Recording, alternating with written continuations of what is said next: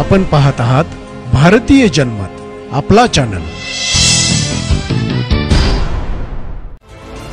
सिडको महाराष्ट्र औद्योगिक विकास महामंडळ आणि राज्य सरकारमध्ये काही छुपा दलालांचा छुपा वावर आहे। याचा प्रतिकूल परिणाम मुख्यमंत्री एकनाथ शिंदे यांच्या व्यक्तिमत्वावर पडायला लागला आहे, अशी टीका भाजप नेते गणेश नाईक यांनी सोमवारी पत्रकारांशी बोलताना केली। मी मुख्यमंत्र्यांना भेटलो तेव्हा त्यांना स्पष्टपणे सांगितले की लोकांमध्ये एकूण जो संदेश जात आहे तो नीट नाही। मुख्यमंत्री माझ्या म्हणण्याची दखल घेतील आणि तसेच दोन्ही उपमुख्यमंत्री सरकारला काळीमा लागेल, लोकांमध्ये रोष निर्माण होणार नाही अशी पावले उचलतील अशी अपेक्षाही नाईक यांनी व्यक्त केली। ऐरोली तसेच बेलापूर विधानसभा क्षेत्रातील नागरिकांच्या प्रश्नांची सोडवणूक करण्यासाठी नाईक यांनी सोमवारी त्यांच्या खैरणे MIDC येथील कार्यालयात एका बैठकीचे आयोजन केले होते। या बैठकीनंतर नाईक यांनी पत्रकारांशी बोलताना पुनर्विकास प्रकल्प, त्यासाठी देण्यात येणारे वाढीव चटई क्षेत्र, सिडको तसेच MIDC कडून होणारे भूखंड वाटपाच्या धोरणावर टीका करताना राज्य सरकारमध्ये दलालांचा वावर असल्याचा आरोप त्यांनी केला। ठाणे बेलापूर या गर्दीच्या रस्त्यालगत असलेल्या सेवा रस्त्यांना लागून असलेल्या मोक्याचे भूखंड विकण्याचा सपाटा MIDC ने लावला आहे। सेवा रस्त्यांना लागून असलेल्या या भूखंडावर व्यापारी संकुले उभी राहिली तर भविष्यात कोंडी होईल असे नाईक यांनी नमूद केले।